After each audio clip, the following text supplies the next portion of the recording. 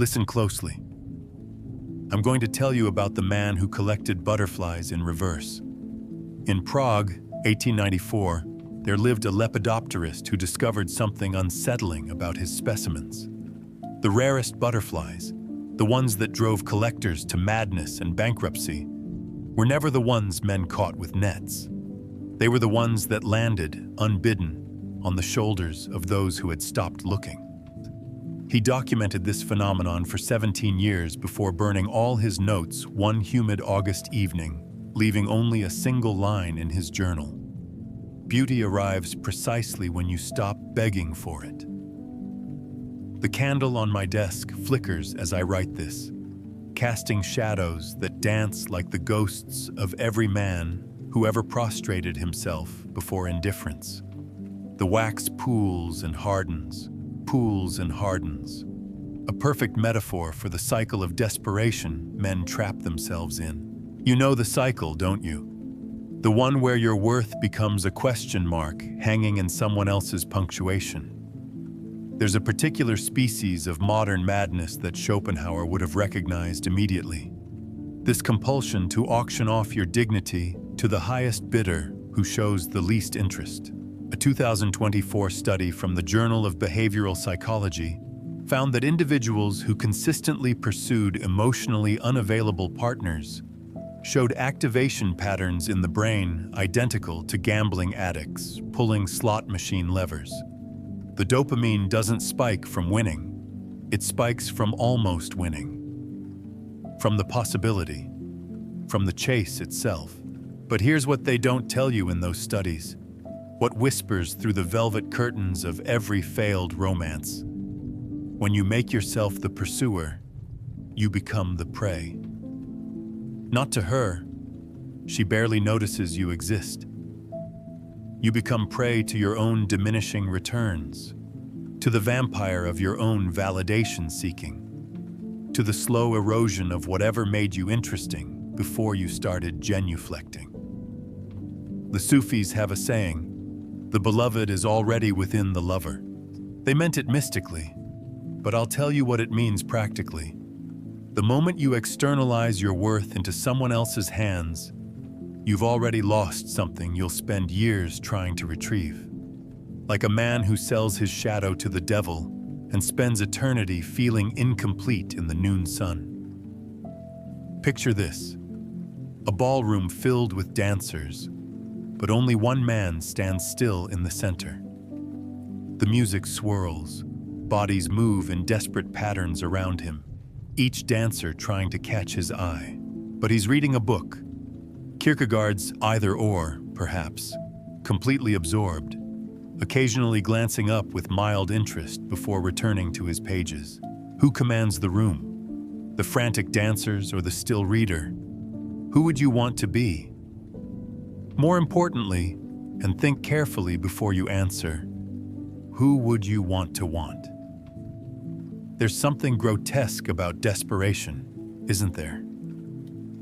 It smells like cologne applied too heavily, like laughter that rings a semitone too high, like text messages sent at 2 a.m. that you'll regret by dawn. It has the texture of sweaty palms and the taste of words swallowed before they're spoken. Desperation is a perfume that repels what it seeks to attract, a magnet with its poles reversed. I once watched a man at a cafe in Vienna spend 3 hours pretending to read the same page of a newspaper, waiting for a woman who was clearly never coming. The waiter, an old Serbian who'd seen enough of life to know its patterns, finally walked over and said, "Sir, the newspaper is upside down, and she called 2 hours ago to cancel. But you knew that already, didn't you?" The man paid his bill and left, but not before I saw something die in his eyes. Not hope, but the exhausting performance of hope. The Machiavellian truth that scrapes against modern sensibilities like fingernails on silk is this: power in any dynamic flows toward the one who needs it least. This isn't cynicism, it's physics. Water flows downhill, heat transfers to cold, and attention, that most precious modern currency, flows toward those who've stopped begging for it with their emptied hands. Tell me something, and be honest, though honesty tastes like battery acid these days. When was the last time you were genuinely, magnetically drawn to someone who was obviously desperate for your approval? When did neediness ever smell like anything other than decay?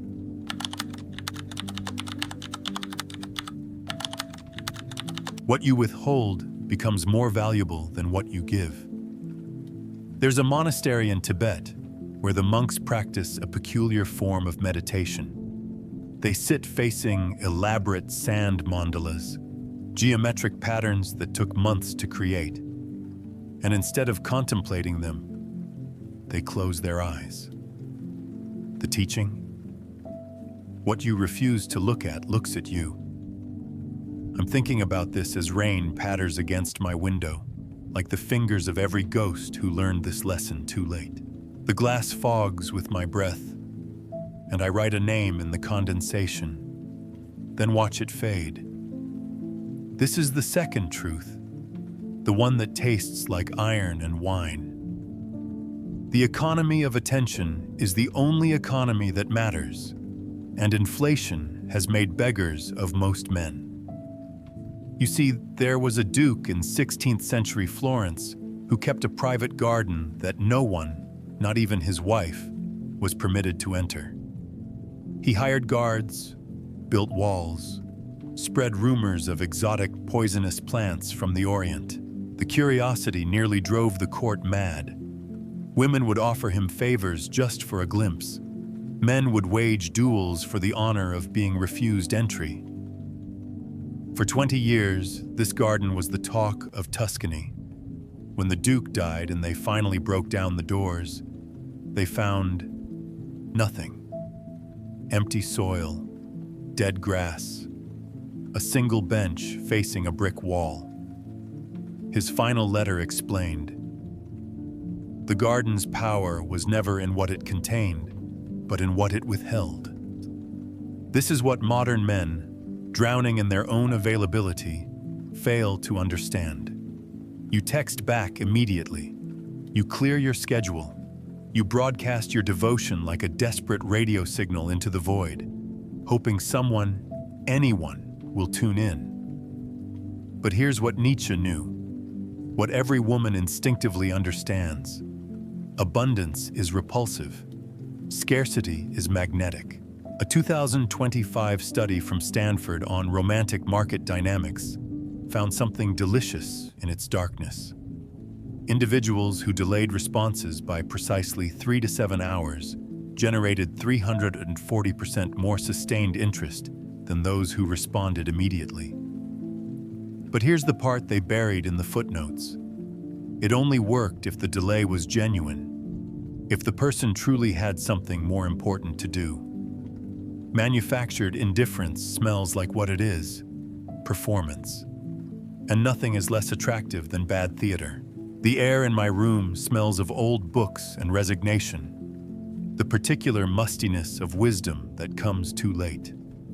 I'm remembering a story from medieval Japan about a samurai who fell in love with a geisha. Every night he would stand outside her window, even in snow, even in rain. For 100 nights, he stood there. On the 101st night, she finally opened the window, not to invite him in, but to ask him why he valued himself so little that he'd stand in the snow for someone who hadn't even asked him to. Here's what's truly grotesque. We've built entire industries on teaching people to be less available, to play games, to pretend disinterest. Books about the rules, seminars on text game, as if authenticity could be scripted, as if genuine indifference could be performed.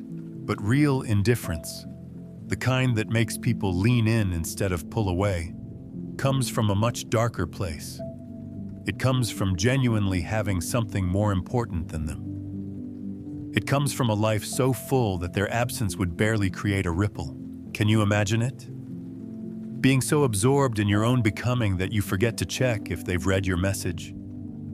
being so deep in your own work, your art, your mission, your own labyrinthine inner world, that their attention becomes a pleasant surprise rather than a desperate necessity.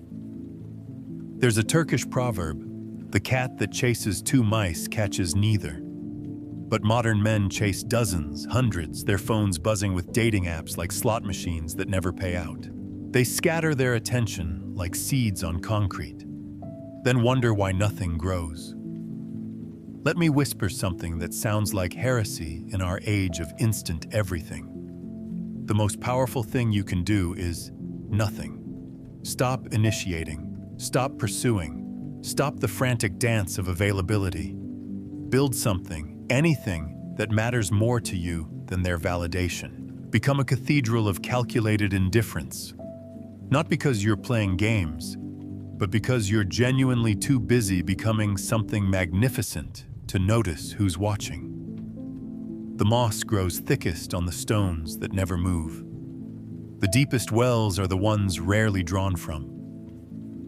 And the people who captivate us most? They're the ones who seem perfectly content to exist without our gaze, like cats cleaning themselves in sunbeams, utterly complete in their solitude. Do you have the courage to stop performing your need? Or will you keep dancing for an audience that stopped watching 3 acts ago?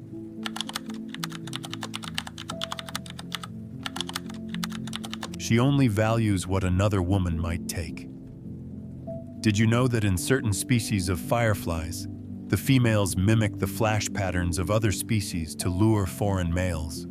Not to mate with them, but to eat them. Nature, you see, has always understood something about competition that makes philosophers uncomfortable and poets drunk. I'm sitting here watching 2 candles burn at different speeds, and I'm thinking about the woman who told me the most honest thing I've ever heard. She said, "I never wanted him until I saw her want him." She laughed when she said it. The kind of laugh that comes from recognizing something ugly in yourself, like finding a spider in your morning coffee and drinking it anyway. There's an old Romanian folktale about twin sisters who lived in neighboring villages. One sister had a suitor, steady, reliable, bringing flowers every Sunday. For 7 years, he courted her faithfully. She felt nothing. Then, one summer, he missed a Sunday. He missed another. On the 3rd Sunday, she saw him at her sister's door with roses. By winter, the sisters were at war, and the man. He married the baker's daughter who hadn't even noticed he existed. This is the 3rd truth, the one that sounds like breaking glass. Desire is triangular. It's never just you and her. It's you, her, and the imagined other who might take you away. René Girard called it mimetic desire. We want what others want because we've forgotten how to want for ourselves. But Girard was too polite. Let me be grotesque. Humans are scavengers of desire, circling around whatever seems to be feeding someone else. The velvet curtains in my room are drawn, but I can hear the world outside. Cars passing, lives intersecting. The great comedy of people wanting what they can't have and discarding what they can. It sounds like a marketplace where all the vendors are selling the same thing, but only buying from whoever has the longest line. Here's data to make you uncomfortable. A 2024 Harvard study on social proof in romantic contexts found that women rated the same male photographs 43% more attractive when told other women had rated them highly. But here's the delicious part. When shown photos of men explicitly labeled as single and available, attraction scores dropped by 27%. The same faces, the same smiles. But availability is apparently the cologne of the desperate. I knew a man in Berlin who understood this with the precision of a watchmaker. He would arrive at gatherings with female friends, never explaining their relationship, never clarifying. They'd laugh at his jokes, touch his arm, then leave early together. Within weeks, Women who'd ignored him for years were suddenly fascinated. He told me, "I'm not manipulating anyone. I'm just refusing to advertise my loneliness." The Buddhists have a teaching about hungry ghosts, beings with enormous appetites but tiny mouths, forever consuming but never satisfied. This is what we've become in love. Not hungry for the person in front of us, but hungry for the validation of winning what someone else might want. We've turned romance into an auction house where the only bidders are ghosts. Picture a peacock alone in a forest. Does he spread his feathers? For whom? The trees?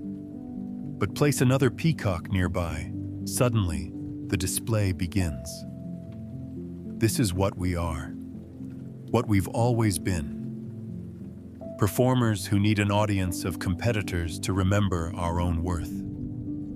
There's something beautifully horrible about this truth, isn't it?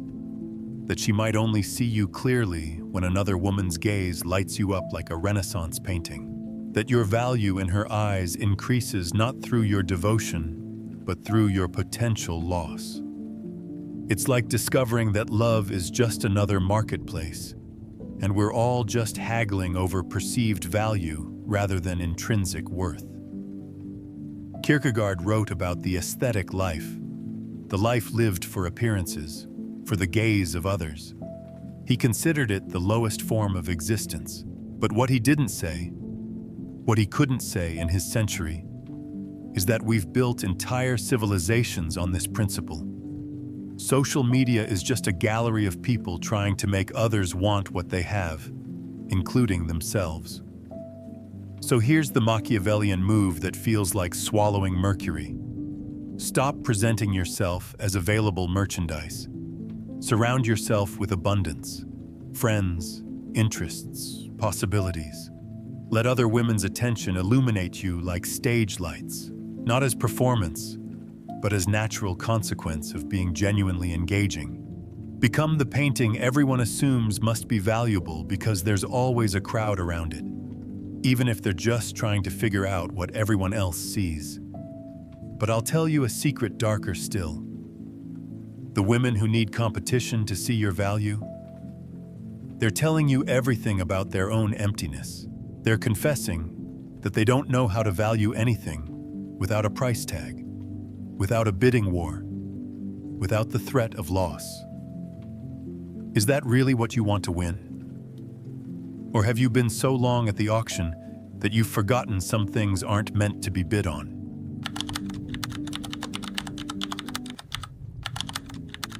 Absence is the only presence that matters.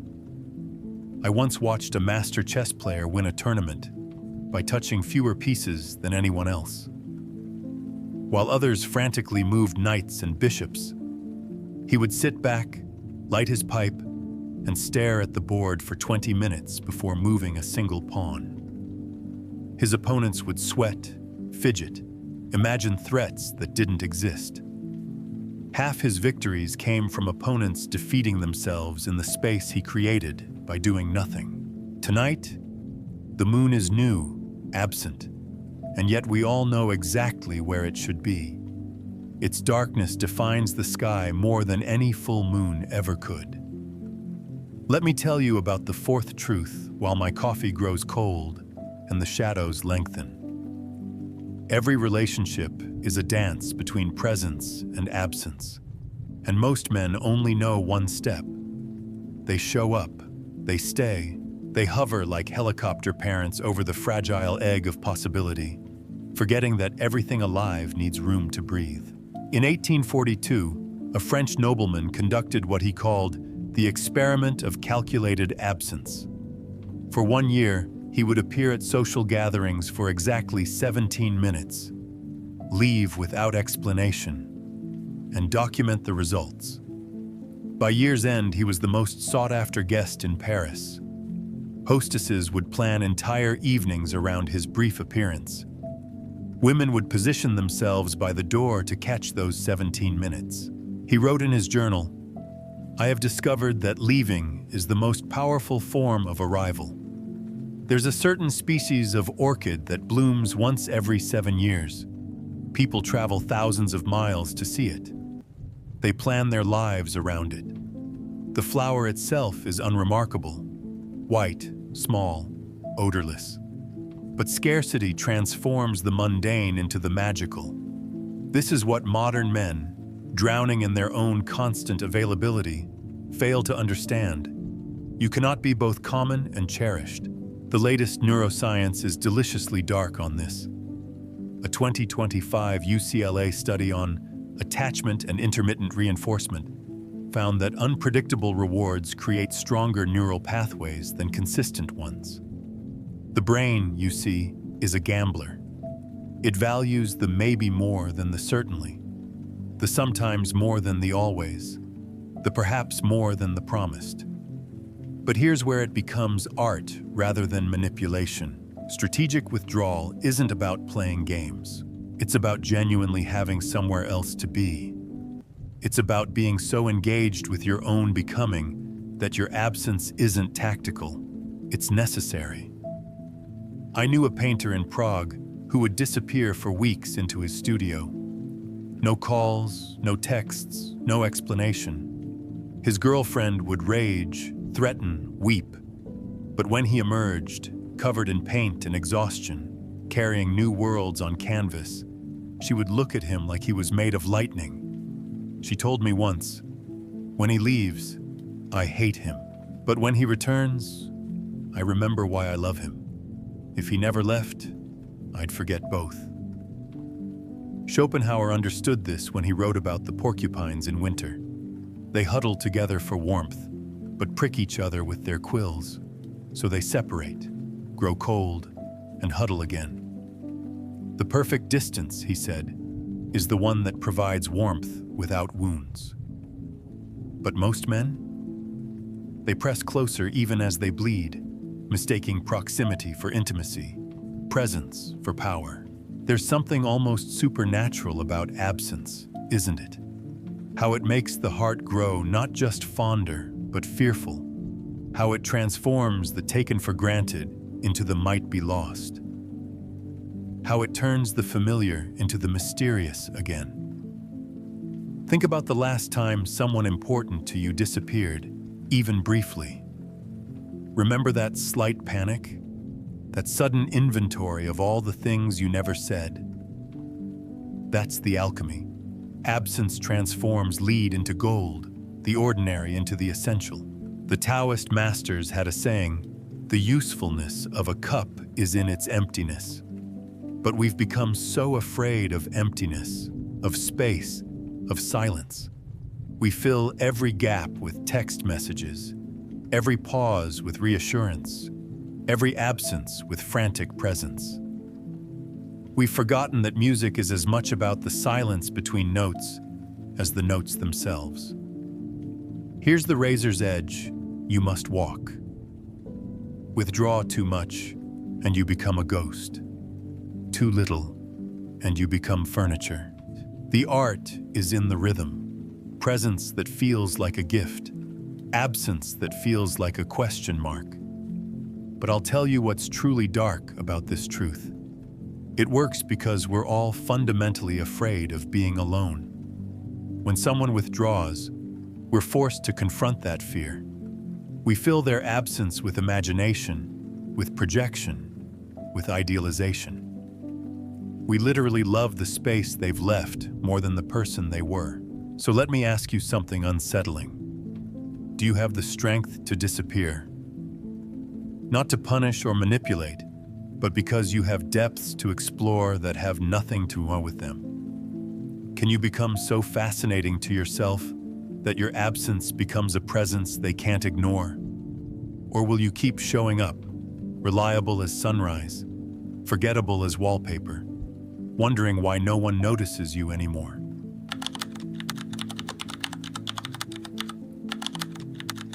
The moment you stop needing her is the moment she starts needing you. Here's how it ends. Not with conquest, but with sovereignty. Not with her in your arms, but with yourself, finally, fully, in your own.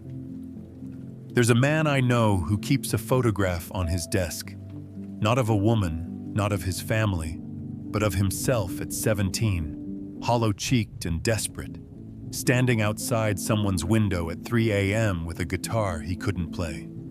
He keeps it there, he says, to remember what he'll never be again. That boy, he tells me, pouring whiskey that tastes like liquid regret, killed himself chasing shadows. I'm what grew from his grave. This is the final truth, the one that sounds like heresy and tastes like freedom. The great paradox of attraction is that it only flows toward those who don't need it. The universe, in its infinite cruelty and wisdom, gives everything to those who've stopped asking. In ancient Persia, there was a mystic who spent 40 years seeking God. He climbed mountains, fasted in deserts, studied every holy book. Then one morning, exhausted and defeated, he gave up. He opened a tea shop instead. He made tea, swept floors, listened to customers' troubles. Years passed. One evening, as he was closing shop, wiping down tables in the amber light of sunset, he suddenly understood. God had been waiting for him to stop looking. The divine, he wrote, only visits those who've prepared a home worth visiting. Modern neuroscience has a term for this: outcome independence. A 2024 study from MIT found that individuals who exhibited genuine outcome independence in social situations triggered what researchers called paradoxical magnetism. The less they needed positive responses, the more positive responses they received. But here's what the study couldn't capture in its graphs and statistics. You can't fake not caring. The body knows. The micro-expressions betray. The pheromones tell the truth. I'm thinking now of Nietzsche's concept of amor fati, love of fate. Not resignation, but a fierce embrace of what is, combined with complete indifference to what might be. This is what transforms a man from a beggar into a king, not getting what he wants, but ceasing to want what he doesn't have. There's a Japanese term, tsundoku, the practice of buying books and never reading them, letting them pile up unread. We do this with people too. We collect possibilities, accumulate maybes, hoard the potential of love without ever opening ourselves to the reality of solitude. But here's what the shadows whisper when the candles burn low. Solitude isn't emptiness. It's the only place where you can hear your own voice clearly enough to know what it's saying. Let me paint you a picture that might save your life. A man sits in a cafe, reading. He's not checking his phone. He's not scanning the room. He's completely absorbed in his book. Let's say it's Marcus Aurelius's Meditations. A woman at the next table watches him. She's beautiful in that way that usually makes men stupid. She clears her throat. He doesn't look up. She drops her spoon. He turns a page. Finally, she speaks. "What are you reading?" He looks up, not with eagerness, but with mild surprise, as if remembering other people exist. He shows her the cover, smiles slightly, and returns to his book. 3 months later, they're in love. But here's the thing. He wasn't playing hard to get. He was hard to get. He had built a life so rich in solitude that her presence was a choice, not a necessity. A complement, not a completion. The Stoics knew something we've forgotten in our age of infinite connection. You are already whole, not when someone loves you, not when you achieve something, not when you finally win. Right now, reading this, you are already complete.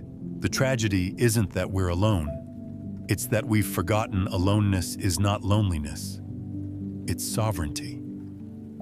A 2025 psychological study from Copenhagen found that men who spent 6 months in intentional solitude, no dating, minimal social media, focused on personal development, reported not just increased life satisfaction, but became significantly more attractive to potential partners afterward. But here's the cosmic joke. By the time they emerged from their solitude, most no longer cared about being attractive. They'd found something better than validation, themselves. There's an old Arabic saying, "The tree that would grow tall must sink its roots deep in darkness." But we're so afraid of that darkness, aren't we? So terrified of being alone with ourselves that we'll accept any distraction, any validation, any crumb of attention rather than face the magnificent terror of our own company.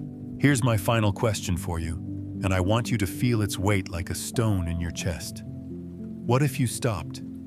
Not just the chasing, the performing, the desperate dance of availability, but the entire paradigm?